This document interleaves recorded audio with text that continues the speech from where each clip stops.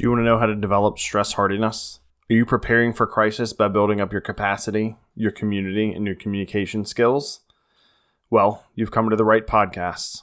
On episode 73, From Crisis to Calm with Debra Woog, we talked to Debra, who's a crisis navigation partner, who's going to share with you all, as she did with me, these skills where we can all help develop our strengths, look at what's good, what's great, what glitches we have, and what goals we want to achieve. So thanks for coming in, and we'll see you in a second. Please silence your cell phones, hold all sidebar conversations to a minimum, and we will get started with People Process Progress in 3, 2, 1. Hey everybody, thanks for coming back to the People Process Progress podcast, From Crisis to Calm with Debra Woog. Debra is a crisis navigation partner and the owner of Connect2, and today we're going to learn a bit about her. We're also going to learn how we can prepare for crisis, how we can develop stress hardiness, as she's explained in Forbes magazine and CNN and other places, and learn a lot more about her and just how we can navigate crisis. And I think it's really timely, both, I think, you know, the name of the episode, which I got from Connect2, From Crisis to Calm, given the past year where we've all been in crisis, where some of us still are, and hopefully looking to work collectively toward calm. So Debra, thank you so much for being on the show. Thank you for having me.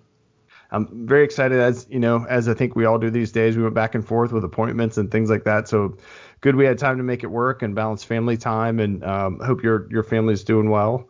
Thank you. They are. Good deal. So let's share with the listeners a bit about yourself. I know we've spoken a bit, done some research, but I'm interested for folks to hear about kind of where you come from and kind of how you got to where you are now. Oh, gosh. Okay. Well, let's see. Going way back to where I come from, my family moved around a lot when I was growing up. My dad was a manufacturing manager and then executive for AT&T. So we lived everywhere in the United States where there was a cable and wire plant. And our last stop together, I'm the oldest child, so my last stop with them was Columbia, South Carolina for high school. And then I came up to Boston, where I still live now, to attend Wellesley College, where I majored in psychology and American studies. And my senior year, I took a class that just rocked my world in a great way. It was called Problem Solving in Organizations, and it was really where psychology and business intersect. And I was fascinated. I was like, this is what I really want to study. This is what I really want to talk about. I just loved that course so much. And so I decided that when I graduated, I would try to do work in organizational change. Took me a little while because nobody's really looking for a 22-year-old self-proclaimed expert in organizational development. But I found a job that I loved, and I got to do research there for this training and consulting firm. And after about a year, I had my first experience of being laid off. It was 1990, and in Boston, we have a lot of the economy here is professional services firms. And almost all the professional services firms struggled and laid people off. And so I really had to, for the first time, figure out my own way of generating income. And so for 2 years, that was the first time I started my own business. It was called Vogue Research Consulting. Oh, wow. And I subcontracted research and writing projects from other organizational change consultants that I'd gotten to know in the process of working at the first firm and networking to find that job in the first firm. And one of the projects I worked on in those first 2 years was with a professor at Harvard Business School in the organizational behavior department. And after doing a project with him, he had me come on full time to work on a research project with him. This was Professor David Thomas, and his research partner at the time was Professor Jack Gabbaro. And I joined them, and we did a whole research study that resulted in the book, Breaking Through: The Making of Minority Executives in Corporate America. Oh, wow. And it was so fascinating. I loved doing the qualitative research. And from there, I went to business school and got my MBA at MIT Sloan. Still really interested in where psychology and business come together. Also had realized education was a key interest for me, and also technology that furthers productivity or connection, or efficiency, productivity, and connection. Those are the kind of technologies that really interest me. And so did some more consulting when I graduated from business school. And through that experience of consulting during that time, one of my close friends from high school was ill. He got very rapidly ill, and he passed away 4 months later. And so we were 30 years old at the time, and I'm fortunate I got to spend quite a bit of time with him in his last 4 months. But I realized my whole life could change 4 months from now. It could be completely different. And what do I most want to be doing if I only have 4 months left on this earth? It's not working for this particular consulting firm I'm working for right now at age 30. And so I'd always wanted to start my own business. That's what I had written about in my business school application. And by the time that I was in school, I learned about coaching as well as consulting, and didn't really feel ready to start my own business, but also knew that I had to kind of carpe diem, given that I realized life could be kind of fragile. And so I started Connect 2 Corporation 22 years ago in March. I just had our anniversary, and congrats. It's evolved over the years. I've done a lot of work in leadership and career coaching, as well as organizational change consulting. And then about 2 years ago, I decided it was time for my business to evolve. And apologies, this is a long story. I'm trying to give trying to give you 50 years of life in a couple of minutes. But from there, I thought about how I liked the work that I had been doing as a leadership and career coach, but something wasn't speaking to me the way that it was. I wasn't feeling as on purpose as I used to. I was feeling a little bit bored in a way with what I was doing. And I've been in business long enough that I realize, every 7, 8, 9 years or so, I need to evolve what I'm doing and take it to the next level, even though it's still my business. And as I did a lot of reflection, I realized there had been this through line of my life and career, from moving around when I was a child to all kinds of things that I had gone through for myself, and then with clients that I had worked with and with friends and family. The through line was crisis. And that part of the reason that I'd become a little bit bored was because I was working with kind of ordinary situations, and the people that I was working with hadn't been through things that were as intense as what I have faced in crises in my own life, and what I helped some of my particular clients face.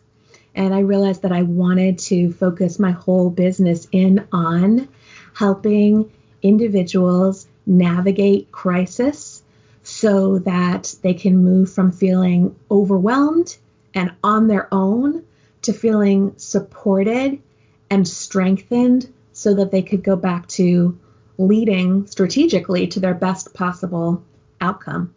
And that's what I've been focused on now for 2 years. Never thought when I decided to refocus that the kind of crisis I was thinking about would crop up for everyone in the world just 6 to 9 months later when we started the pandemic.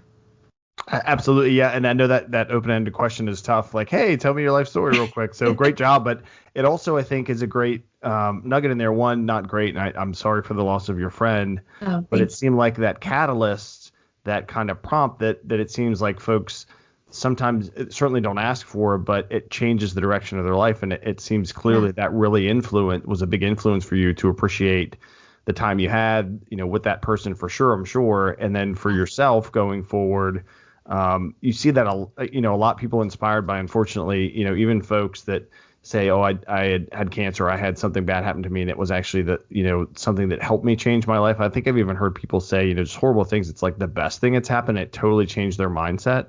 As you, after you lost your friend and then you got more interested and you saw that crisis, have you seen that similarly with folks that you've helped throughout the years, that something has happened that it actually was a catalyst or a redirect or something similar to actually help them kind of level up in addition to, helping build their skills to deal with crisis again in the future? Yes, definitely. And I've thought a lot about this, not just from the perspective of what I can tell my clients, but also what I can tell my children who are now 16 and 18 years old about dealing with difficult circumstances in life. And what I've learned to say is that crisis is inevitable in our lives, these big challenges that come up that we're not expecting. But how we handle them can be up to us and can really shape us for the future as well. So few people would say this thing happened that I wasn't expecting in my life, and it was the best thing that ever happened to me. And and mean it literally, thank goodness that I got cancer. Right. But people do say it changed my perspective and it made me realize something was far more important than I'd been giving it credit for. That's definitely the experience that I had at age 30, and I've had it since then. There's things that happen that you never think are going to be. I think of the world as like kind of divided into clubs somehow. People are in clubs that I never wanted to be in. I never wanted to be in the divorced people club. I mean, nobody gets married thinking that one day they're going to be in the divorced people club. Sure. I've learned a ton being in the divorced people club. Right. And having that experience, and part of who I am and who I was able to become as a parent is because I had that experience. Would I have preferred to stay in the married people club? In a lot of ways, yes. But I don't want to overlook the opportunities for growth that came as a result of facing that challenge. That's a great perspective, and it is interesting. And we've talked, and a lot, folks listening out there are parents as well, and it's always interesting too when we have the life experience we try to impart to our kids, but then our kids think they already have the experience. You know what I mean? It's just a parenting thing, and they're like, you don't know. And I'm like, okay, just even that. But yeah, it's a great perspective to look at. How does the strength I developed, the crisis navigation, ability, how can I help you do this so that you don't, you can learn the same or avoid or whatever happens with the kids down the road. I think that's, to your point, which is great to hear you say that, a great example that we can do as parents of imparting those lessons learned so they can, try not to hit the same speed bumps, or if they do, have the tools to deal with them like we may not have. I think that's a great thing. And you mentioned too, interest in education, and you got your MBA from MIT. So I'm interested too, because, academia is a high stress area, particularly people, I don't know if you were working plus getting your MBA, but in general, getting your MBA, particularly from an MIT, I imagine is pretty stressful. Did you see a lot of folks in the academic environment facing kind of their own crisis as well, with the pressure on whether they were just, in school full time or working in school, or just that higher level of education?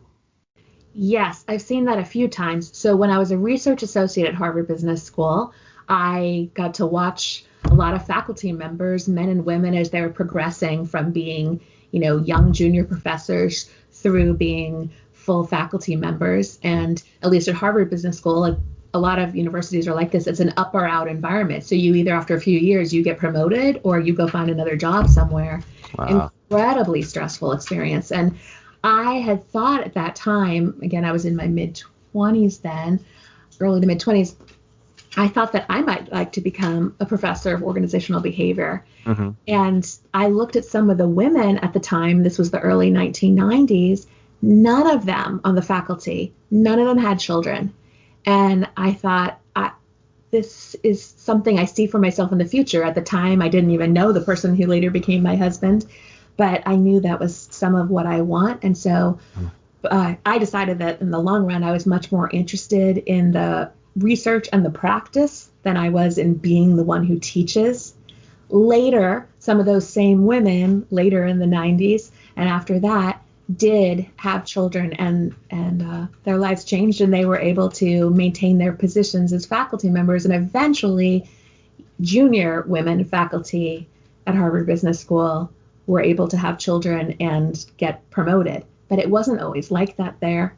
And then as a student at MIT Sloan, I was under stress. I saw a lot of people under incredible stress who were also students.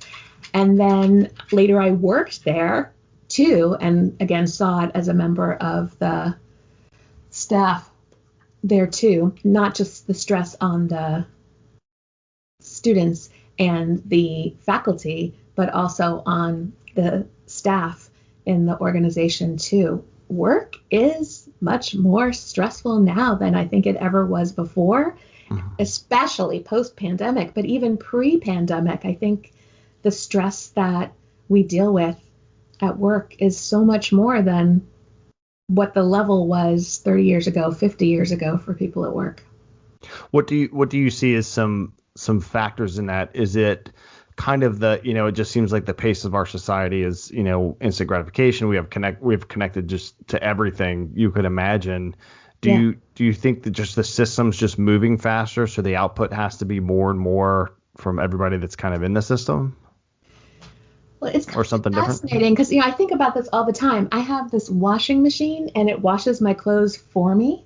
And so I think, gosh, shouldn't things be slower? Shouldn't I have a lot more free time than if I lived like in the 1800s and I washed my clothes with a rock on the river somewhere? But we have so much more information coming at us at all times, thanks to information technology, that even though we have technology that makes things faster, like washing the dishes and washing the clothes, all this time gets filled up with expectations that we are in communication so much more with each other, and not only receiving the information, but processing so much more information at all times. I think that I could stay awake. I mean, if my body was capable of me being awake 24/7, I still don't know if I'd ever catch up with email. There's so much coming in all the time. Yeah, it's a challenge to disconnect. But I think something that's good that I've mentioned that I try to do in practice is, even during the day, avoiding kind of lunchtime meetings and then disconnecting at a reasonable time in the evening. And I get it. Sometimes you got to put extra time in.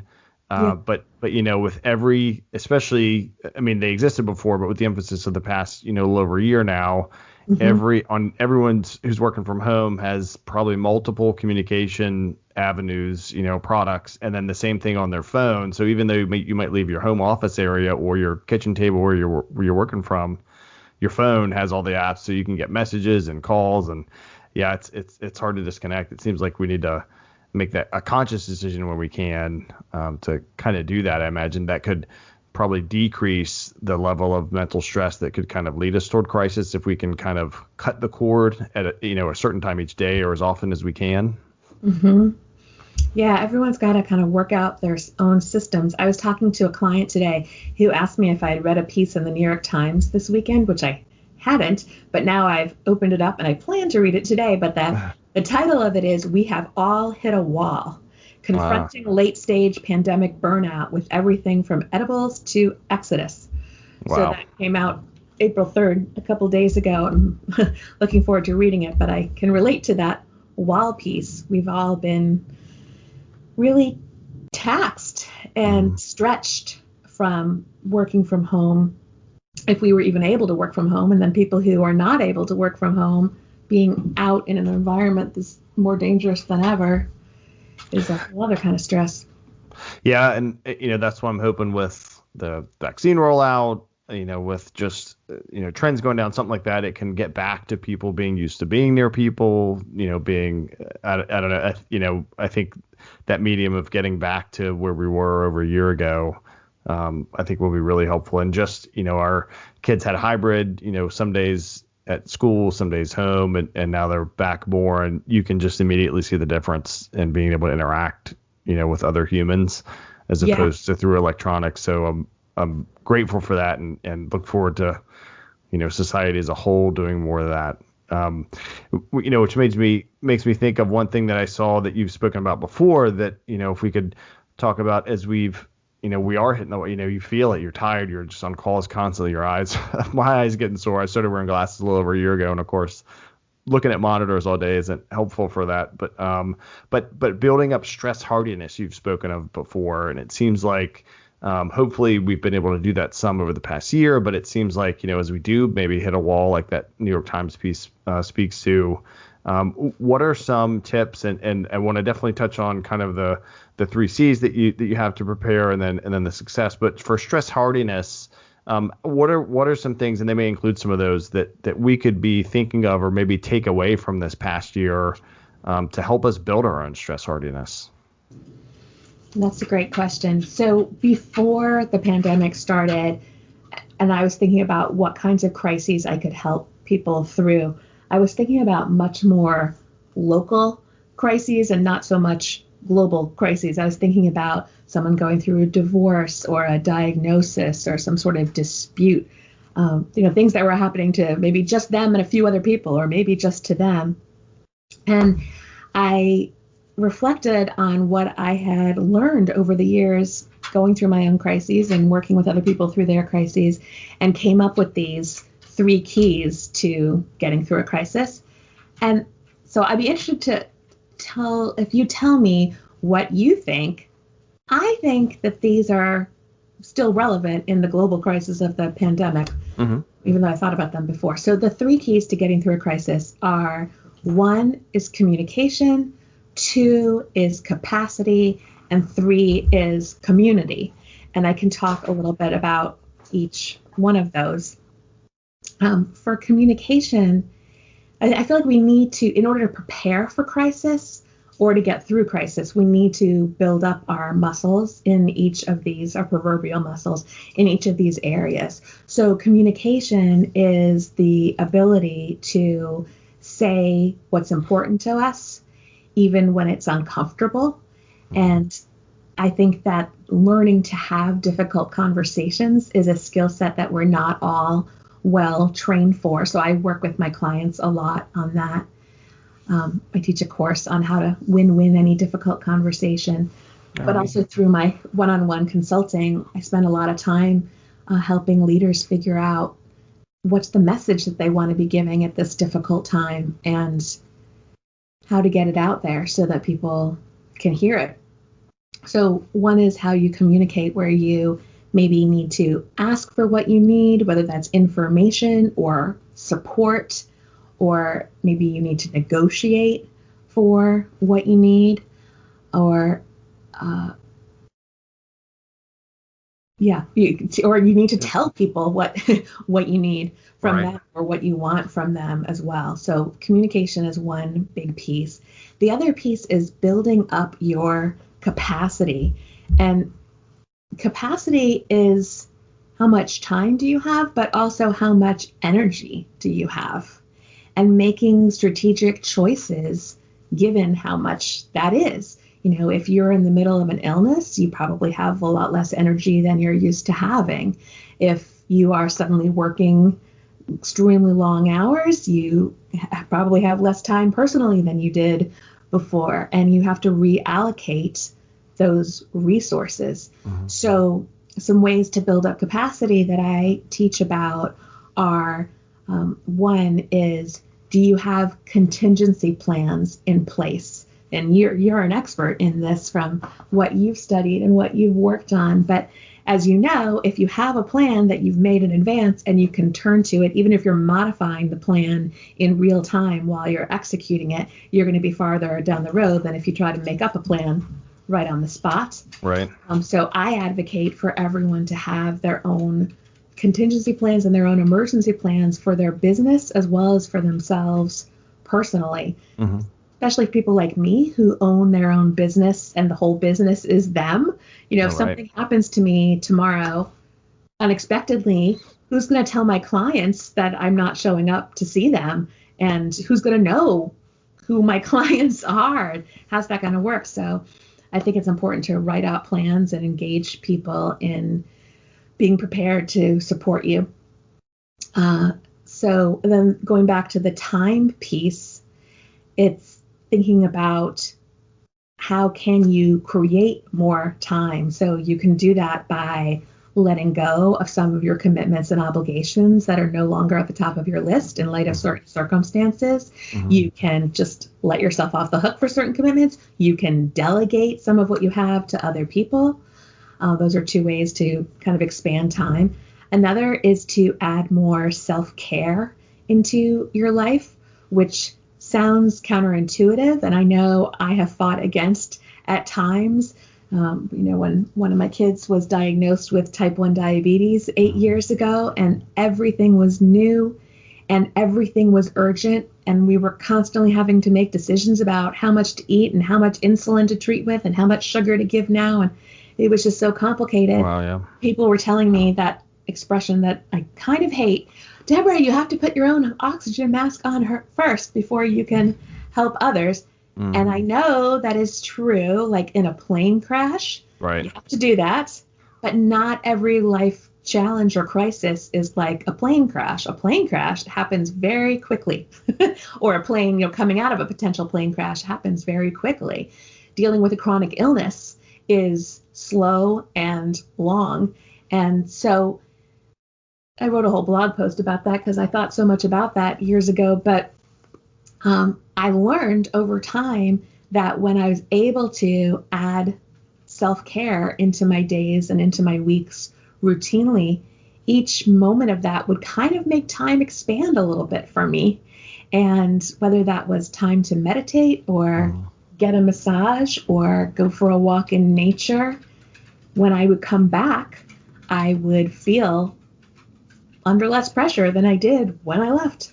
Right. So that's important. Similarly, adding emotional support to your life, whether that's professional or personal, having time for therapy or making time to have a cup of coffee with a friend, even if it's just on Zoom, that similarly can make time feel like it expanded for you. Mm-hmm. And the most basic one is breathing, just adding time to stop and breathe. Yes, we're doing it unconsciously, but I don't know about you. I hold my breath when I'm stressed. And I don't even notice that I'm not taking in full breaths. So remembering to do that slows me down and sometimes expands time as well. So did those hold up in the pandemic?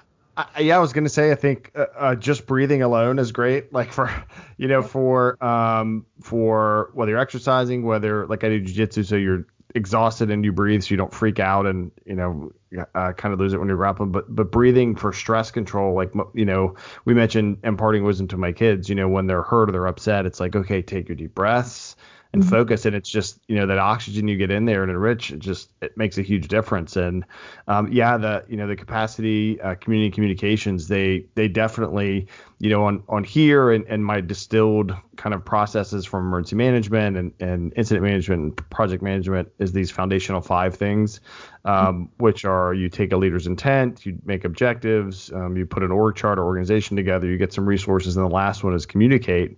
Only just because it ties the other ones together, not because it's the least important. So I'm 100% on board. Communication in many different forms. It used to be for me, communication was what radio channel are we on, so we can all talk to each other if we're on a scene and something.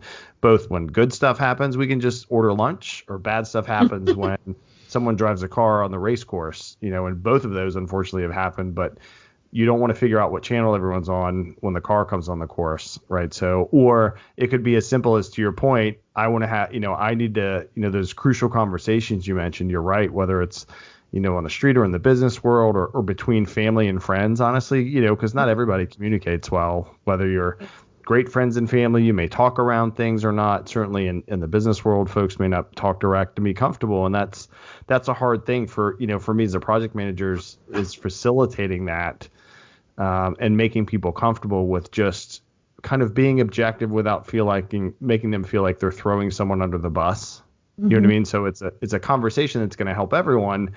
I've certainly not and am not perfect with that all the time either.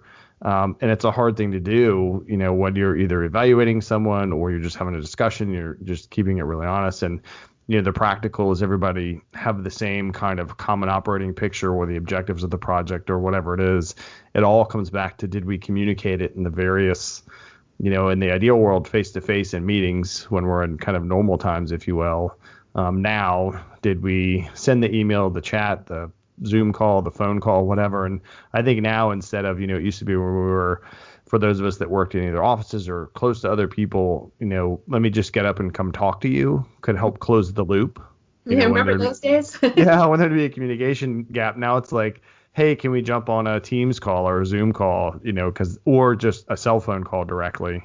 But even that, some folks get stuck on, well, I sent 3 emails. And you're like, well, just close the loop by kind of pushing a little bit more. And I know that varies by people, but yeah, communications is huge, and capacity.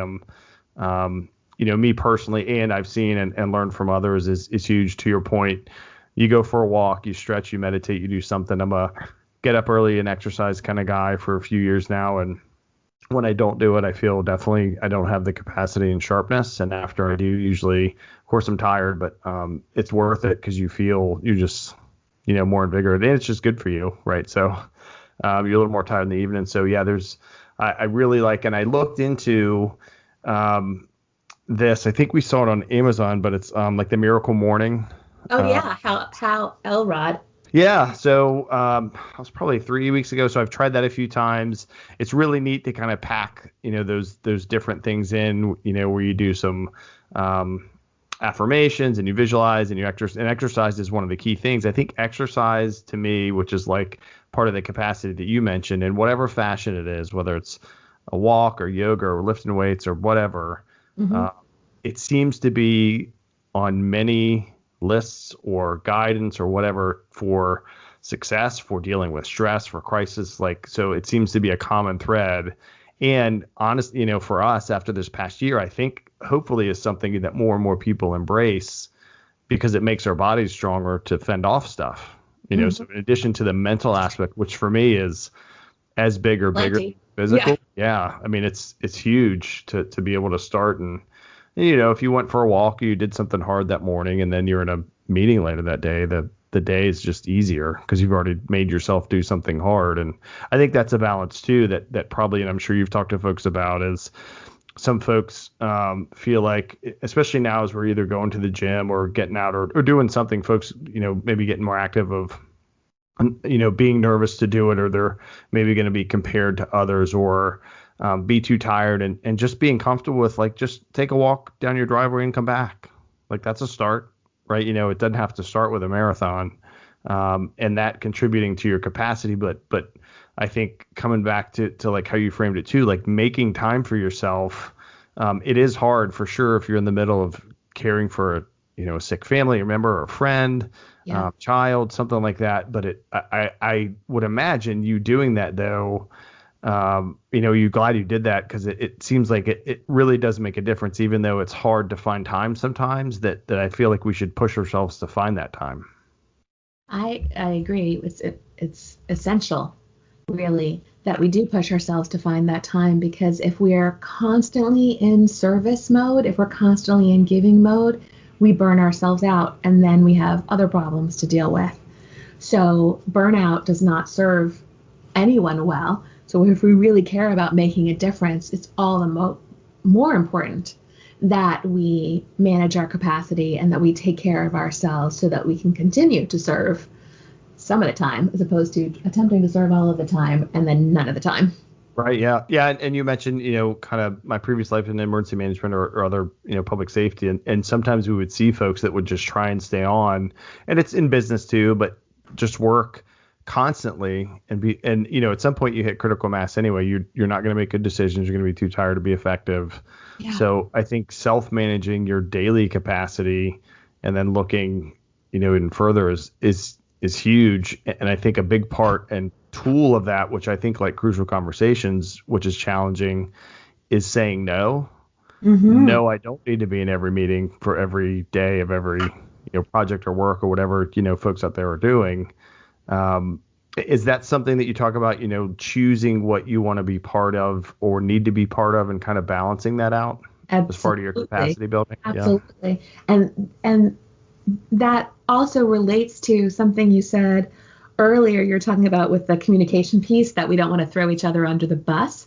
So I have a different bus metaphor that relates to this, which is making sure that you have the right people on the bus, the community piece. And so if you don't have the right team around you and you're not prepared with that, it is much harder to delegate or to say no, or to say, hey, what a growth opportunity for this person who doesn't have so much experience in this area. You start going to those meetings and you will have the opportunity to learn something and represent us. But we have to have people with the right complementary skills to us on our team or in our personal community too, so that we can handle what comes our way. That's a great perspective. And I'm glad you mentioned that. Is when you build others' capacity, on your team and your organization, et cetera, you're really building your own capacity. Yes. And your kind of continuity planning, the practical piece, but you really are, and that's a great thing for folks out there, whether they're new leadership or maybe you've been in leadership for a while, and you have people of being able to kind of let go, which also is a challenge for folks, right? So that could, I would imagine, lead to some of their personal crises, is they just want to hold everything. Yes. And maybe they're not delegating, like you mentioned, as much as they could, or saying, hey, we have these, 3 people covering 3 areas, but I'm in all of those meetings. Why don't they just cover it and then escalate? And I think the balance is and there's probably so many other sayings too, and I'm sure you have some great ones, trust but verify, where you trust the folks to do the work, but you'll have check-ins with the team, or they'll have status reports, so they're not just off doing whatever, but you're not having to hover over everybody, which I would imagine just eats up people's capacity like crazy if they're doing that. Yes. And so often we can get into this mode of feeling like everything's just happening to us and at us. And I feel like part of my role as a crisis navigation partner is to remind people, if they seem to forget, you're at choice here. Yes, you can't necessarily make this disease go away, or you can't necessarily be the person to put the fire out yourself, because we need the firefighters to be involved with that. But you can make choices about how you are going to spend your time while this is going on. And what could be a perfectly reasonable yes, I would say yes to this 364 days out of the year, on the day that's the 365th and you're in crisis mode, maybe it's time to say no. So I feel like one of the things that I do in my role with my clients is challenge them and saying, is that really necessary though? Do you actually have to go to that right now, given this thing that's going on? And sometimes people forget just temporarily. They just think it's on my plate. It's always on my plate. It has to be on my plate. And sometimes my job is to give people little signed permission slips that say, you have my permission. Right. Debra has given you permission to put that one down for right now. I imagine you see that the whole variation, the whole kind of gamut of folks who are like, oh yeah, you're right. And folks that just, do you run into folks that just won't let go? Yeah. One of the things that one of the populations of people that particularly interest me are people who I refer to as hypercompetent, people who are so good at getting things done that it actually can work to their disadvantage. And so I try to help show people what is motivating them when they're functioning as a hypercompetent person. And there's really 3 underlying motivations that keep people overdoing it. And sometimes in order to get someone kind of unstuck, or to allow themselves to get unstuck when they just feel like, but I have to, but, is to talk about, where's the area where you're trying to please other people? Where's the area where you secretly feel like you're not quite good enough and you have something to prove, and that's why you must keep going? Where is the area where you feel like you haven't demonstrated something to somebody and that you're trying to prove something, not just like an actual qualification, but I can handle it, I can take it. So sometimes we get in there at the underlying reason. I made this quiz that it's called Are You Hypercompetent? And it's on my connect2.com website. Cool. If anybody wants to go take it, it's completely free, and it kind of diagnoses you from 10 questions, and then it tells you if you're one of these types of hypercompetent, or if you are highly functioning as a competent person and you've managed things well. And for each one, it gives you some steps on what you might want to work on next to keep on building that capacity. That's great. And you said connect to with the number 2.com? Actually, it's confusing. TWO? The name of my business is Connect with the number 2, but I couldn't get that URL way back when. So all my social media handles and my website is connecttwo.com. Gotcha. Good. Yeah. Good clarification. The other thing, you mentioned a blog post about dealing with chronic illness and the balance of self-care. Is that also on there? Yeah, my blog is on my website, and I just have to search for it. But yeah, you could search for oxygen mask or something, and I bet it'll come right up. Oh, good. Yeah, that seemed like a neat thing to read. So hopefully folks will go check that out, and we'll circle back, of course, to all your connections and stuff. But wanted to mention that again. So for some of those factors, the 3 keys: capacity, community, communication skills, is great. And then there's another area that you talk about, and it's an acronym. I love acronyms coming from been in government services, acronym alphabet soup, right? Is success. Right. And kind of a breakdown of a focus. And is this part of kind of what if folks can focus on these things, that'll help us build kind of our stress hardiness and kind of align things that maybe even contributes to our own capacity as well? So when I think about success, I think about how everyone's definition is different and it changes at different phases of life. What I think of as success, what I thought of as success when I had young children at home is different than what I thought of as success when I had no children. I defined it differently. But you mentioned acronyms. Are you thinking of success that's an acronym for something that I don't know? I am. Tell me what that is. Yeah, I was thinking of the first where we focused on the spouse or significant other. An investment or education, your current income, children, equity ownership, which was, I think, a focus on there, and then security and kind of strength or health. Are you thinking about one of my tools about priorities? Oh, yep. Okay. I didn't recognize the success acronym. I don't think I ever thought of that. So that was somebody put it together. Someone put it together that way, and I didn't know. Cool. So yes, to think about what your main priorities are at this phase of life and work and factor that into your definition of success. For someone who's not married, spouse may not be the biggest thing on their list, but maybe if they really want to find a partner, maybe it is high on their list.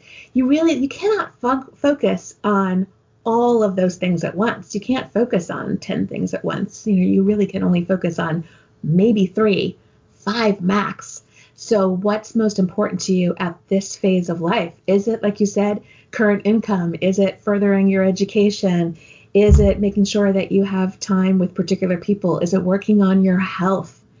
For me, when I was really in the thick of it, having both of my kids having different health needs that really required a lot of attention and advocacy and involvement on my part, what was most important to me was through my work, maintaining the flexibility I needed so that I could drop everything to show up as a parent when I was needed. And for a long time, I just organized all my work around the possibility of the option to have flexibility if I needed to make a last minute change. And my clients understood if I said, someone's blood sugar alarm is going off and it's been going off for too long and I need to put the phone down or pause the Zoom and go help. People understood. So part of it was surrounding myself with people and the kinds of clients who were willing to value what my priorities were. Yeah, that's a great thing. And sorry for the surprise question there. But it's a great standpoint or viewpoint, especially with whether it's a personal crisis, professional, which I would imagine there's often crossover there of pressure either at home for success or at work for success or lack of, or, whatever variation, which there's probably so many of those. And then folks sitting down, which I think with this, these folks did, of looking at, what does this look like for me? Is it the next title? Is it more money? Is it that I can have the flexibility in my work to actually be with, my child that needs me to do that, or, which is, a successful thing. So it is a great viewpoint to look at that. And, when you're helping folks, have you found people, that work-life balance and the expectation at the office and the expectations at home, where they kind of diverge there? Have you found that happens often with folks that you're working with? Yes, especially in the beginning, before we have navigated dealing with that. And a lot of people have ended up changing employers, changing jobs, changing their business so that they could integrate work and life more. Interestingly, through the pandemic, I think American work culture, at least in professional environments, has changed so much and sped that up, both for better and for worse. But companies that would never before have let people have a work from home day, some of them have had no choice but letting people have a work from home year. And not that can work. Yeah, I was going to say now, I mean, some huge companies have shifted completely. They're like, hey, we're going to let you work from home forever, which is pretty amazing, which I guess could have its own challenges too of, and I don't know if, I don't know how the kind of the, ERP system at companies work. If, someone needs help or there's resources or things like that, where when you're at work, folks can see you more, and through Zoom, you can kind of see people's tiredness and things like that. Have you seen a difference in people reaching out to help navigate crisis, like with you in the past year versus when folks, traditional kind of working folks were going to the office or had more exposure even at home? Maybe they were working from home or staying at home, but there were just more folks around them to observe them in person versus via, teleconferencing. That's a great question. I'm thinking.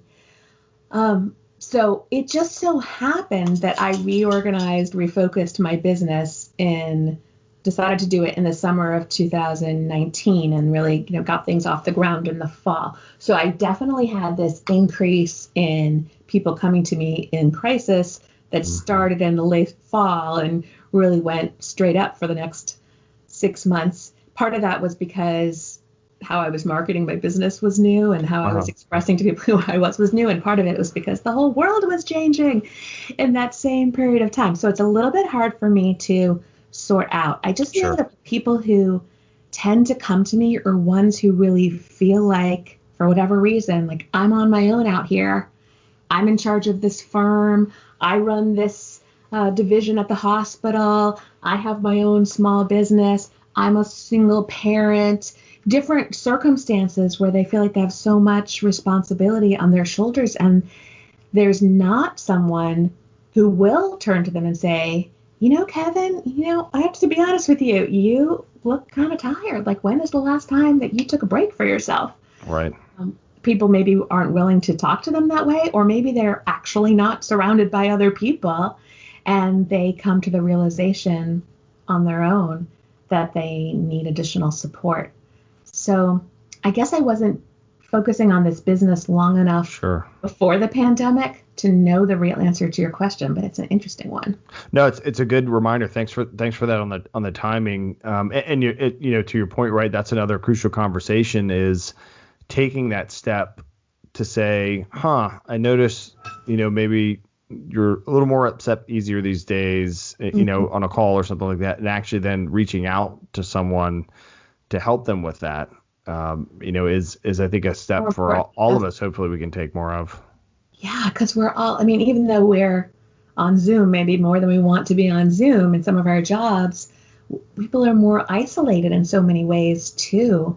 And I know that somebody calling me, I don't know about you, but somebody calling me or texting me or Zooming me and saying, hey, how are you? And really meaning it and wanting to know, that's a special treat.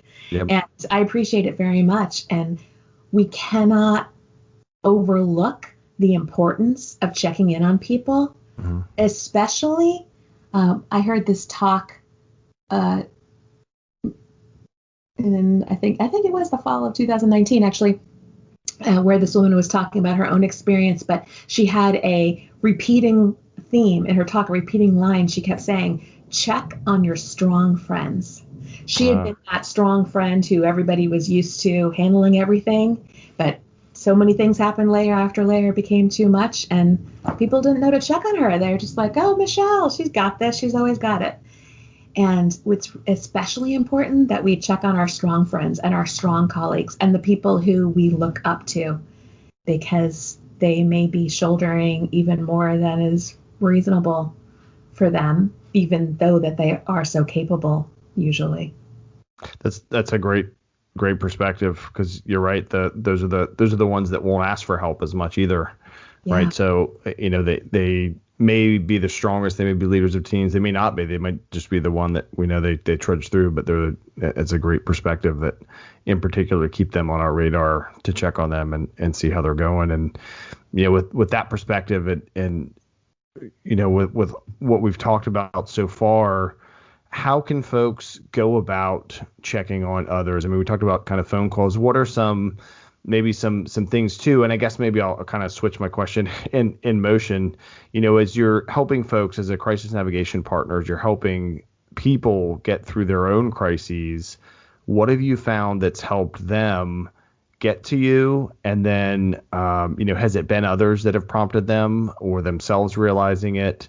And then, what have they said that's really kind of helped them the most when someone else did reach out to them? So for me, I have had most of my clients come to me, and this is always true in my 22 years of business, but especially continues to be true in the last year and a half as I've been a crisis navigation partner. Wow. Most of my clients come to me either because they were already in my community and something reminds them of me and they reach out to me, or they've worked with me in the past and they send somebody else to me. So repeat business and word of mouth are the biggies for me. So I historically have done a lot of speaking to grow my community and also blogging. I write blog posts and then I send them out to my email newsletter. And I find that helps people just kind of remember that I'm out there as someone that they've known in the past. Sure. And that will often get them to reach out to me. So I wrote a blog post last week that was, and then emailed out to my email list, that was in part written because one of my clients wrote a letter to someone else advising them, and she had forwarded the letter to me saying a lot of what I put in here came from my work with what I learned from you, Debra. Oh, wow. And I found it so powerful. And I said, can I share this with my community? Would you be okay with that? There's just such good messages in here. There's things in here that I forgot about. Yeah. And so anyway, that's my most recent blog post on my website if anyone wants to see it. But I had taught her this tool that I learned a long time ago called the 4 Gs. And so that's written about in there. The 4 Gs are good, grateful, glitch, and goal. And so one practice is that every day you take some time to journal for yourself. What's good that's happening right now? What am I grateful for? What's a glitch in my day that's not working so well that I wish was different? And what's my goal? What am I going to do next? We can ask other people all 4 of those questions, or even just one of those questions, just reaching out to somebody and say, hey, how's your day going? What's been good today? Hey, how's your day going? Like, what's been a glitch? What's something that hasn't worked out the way that you were expecting? Hey, what's the goal that you're working on right now? I like those as even, I facilitate meetings a lot. And, at the beginning of a meeting, sometimes it's crickets and everybody's waiting for it to start. And there's maybe not a lot of chit chat. And those are an easy way, when it's you and the other early person or you and a couple, to throw those out there, let alone combine them, to your point. So that's a great thing there. Or even if you are going to be the one that reaches out to someone to check on them, using one of those to ask to start. Because, again, if you're making that uncomfortable call, because you just, it is hard to reach out to someone is having a problem and then listen to their problems without trying to jump and solve them. But also, because some people's problems are uncomfortable. So folks, reaching out to them, and then that's a great thing. So, what's good that happened, or what's a glitch I can help with, or that's just a great, quick one-liner, it seems like, to get in there. And then also a reasonable, you mentioned journaling, and like capacity and self-care and meditation things is also, I think, another great best practice that is really, I actually have like 3 different journals now, one for myself, for jiu-jitsu, which I do, and then for this podcast. And it's great to just, write stuff down, especially in the age where we're typing on phones and computers so much. It's neat, the difference of pen to paper instead of handwriting is powerful. Yeah. Is that, do you know if it's something that maybe, how sciencey I'm getting, but, the act of writing, why that's so helpful for us versus if I pulled up like a Word document and started typing? Do you know the benefit of that? Like what the difference is, why one is, I think, more helpful than the other as far as like writing with a pen on paper? I don't know from a research perspective, but one thing I've learned about over the years through the therapy I've done and courses I've done is that have you ever heard of this left hand versus right hand writing? I don't think so, no. So you take your dominant hand, which in my case is my right hand, and I write just everything that's on my mind. It could be writing in the format of the 4Gs or, this is what's happened to me today or whatever. And then I switch hands to my non-dominant hand, and I can ask a question like, what would you have me know? Or what do you wish I knew? Or how can I make a difference? Or just ask yourself some other question. And when you write with your non-dominant hand, you can get what was subconscious to you to become conscious. Something about writing with your non-dominant hand, which is harder. It gets your brain to think differently, and you can access different parts of yourself that some people refer to as your inner child. But so you can also be to access a different form of creativity. I also have this weird trick that's just reminded me of, I have terrible handwriting, and so I usually prefer to type. But sometimes I handwrite things, and then like a journal entry, and then later I go back, and then I can't read my own writing. And the only thing that solves the problem for me is if I turn the page upside down. Oh, wow. Why? But if I look at my handwriting upside down, which I'm telling you is not legible, it spurs something in me where I remember what it was that I was trying to communicate in that moment. So handwriting is powerful. And just looking at things from a different perspective is powerful. That is. I'd never heard of that before. That's interesting. I wonder if there's something in your brain where you're like, wait, that's wrong. And then it comes back over and it goes, oh, that's what it is there. I'm in that same page. My handwriting is not great, which is interesting too, having kids going, you need to work on your handwriting. Like I should sit there and do worksheets with them. So my handwriting gets better, which I know is from typing all the time, but working on kind of getting it legible. But it's especially hard with meeting notes when you're like, what was that? And then you have to go back and get help with your own notes, which is always interesting. I make up new abbreviations all the time while I'm taking notes with handwriting, and then later I'm like, what is that supposed to mean? No doubt. With reaching out in contacts, we're coming up on an hour, and I want to make sure we share all the ways folks can contact you, and I think they're great, and we'll share the outline because I'll also usually with the episodes do a blog post and share links, and so we'll have these tools that you've mentioned there, but then certainly Connect 2, which we talked about, which is Connect TWO for the company, Connect number 2 with you. So how can folks reach you? They can go to the website. What other contact methods do you have? You mentioned an email. Oh, yeah. You can email me at debra@connecttwo.com. If you go to my website and you're interested in the blog, there's a place there where you can sign up to get my my blog posts emailed to you whenever I write something new, which is sadly not that often these days. So I won't open your inbox. But, every few months I write something and send it out. There's also on the homepage, it says something like, join my tribe or schedule a conversation. Anybody can just go to my website and schedule a time to talk with me one-on-one. And I'm on Instagram, I'm on Facebook, I'm on Twitter, I'm on LinkedIn, all as Connect TWO. And lately, I've really been fascinated by Clubhouse. I don't know Oh, if you've wow. checked this out, but I'm also on Clubhouse as Connect TWO. Okay. Yeah, I haven't used Clubhouse. I think I've heard of it, but I'm getting to that point with technology where my kids are going to laugh at me and then they're like, oh, you don't use this or that, the latest thing or whatever. I've got kind of the big one, so to speak.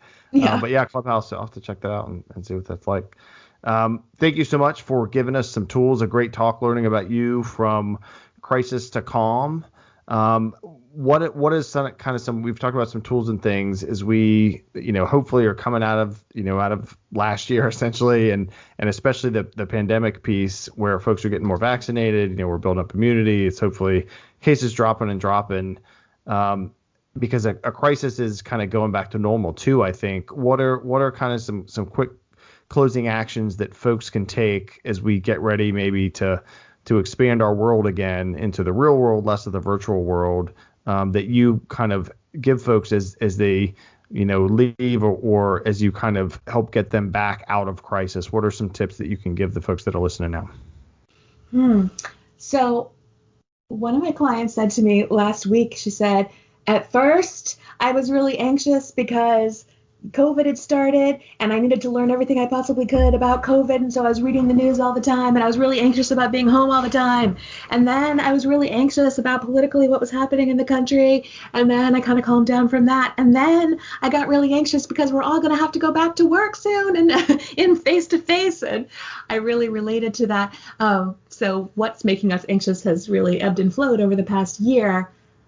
One thing that made me think about is as things open up and we have more opportunities again, still maintain conscious intention about what your priorities are now at this point and what is most important to you. There's going to be so many things you want to say yes to, seeing all these people going to these places. Just take the time to remember that you're at choice and don't let yourself get overwhelmed by saying yes to everything that sounds good. Continue to parse it through and make really intentional choices. That is one of my recommendations. That's outstanding. Thank you so much, Debra, for taking the time. Let's all make intentional choices. Thank you all that are listening for intentionally choosing to listen to another great conversation with another really smart person that has really great tips for us to help us navigate crisis. I'm Kevin Pennell. Please go to peopleprocessprogress.com. From there, similar to Debra's website at Connect2, there's links to all the social media, People Process Progress. If you put that in Facebook, Instagram, all those places, we can connect. Feel free to connect on LinkedIn. That's another space I think has been great, both for the podcast and in general, just meeting so many other people. I think over the past year, my network's expanded quite a bit, which is awesome. I remember, and I'm sure you probably do, when LinkedIn first came out, it was so official. Like you couldn't talk about anything except work, and now it's like, oh, that's one thing I'll take away from, the past years. It's kind of expanded each of our windows into each other's homes more, even though we're disconnected physically. Yeah. So LinkedIn as well. But yeah, so feel free to connect with me. I imagine if folks have questions for you, they can connect on LinkedIn as well. And Thanks again so much. I really just enjoyed speaking with you. Look forward to keeping in touch. And everyone out there, if you're going through crisis, before you get in crisis, if you know someone in crisis, go to connect2two.com and connect with Debra. And stay safe out there, wash your hands, and Godspeed.